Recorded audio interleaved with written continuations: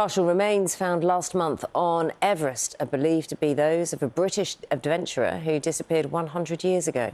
Sandy Irvine was the youngest member of the 1924 Mount Everest expedition. He was lost on the mountain along with his famous climbing partner, George Mallory. Our reporter Victoria Gill picks up the story.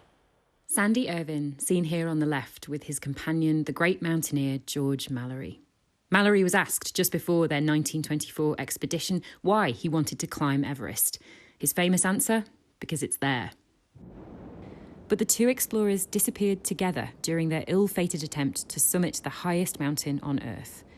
Irvine and Mallory were last seen less than 300 metres from the top, sparking a century of speculation as to whether they succeeded in their goal before they lost their lives.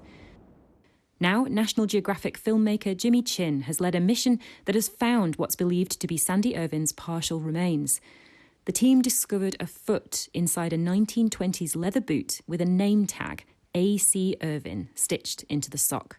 Hopefully this leads us to have a greater understanding, a bit more clarity about the events of that fateful climb. That's the hope, and I think that in that lends the importance of the find. A member of Irvine's family has volunteered to provide a DNA sample to allow the remains to be scientifically identified. And for the family, this is a moment to remember a brave young man with an appetite for adventure. The story of Uncle Sandy has affected all of us. Although he's an important historical figure and his name is inextricably linked with George Mallory and Everest and the tragedy of 1924, he was a young man. He was 22. He was a great oarsman. He was a good skier.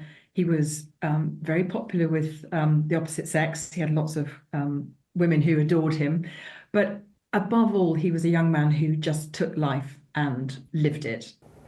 The discovery has not solved the mystery of whether Sandy Irvine and George Mallory made it to the summit of Everest, but it has revealed that the site of his great adventure became Irvine's final resting place. Victoria Gill, BBC News.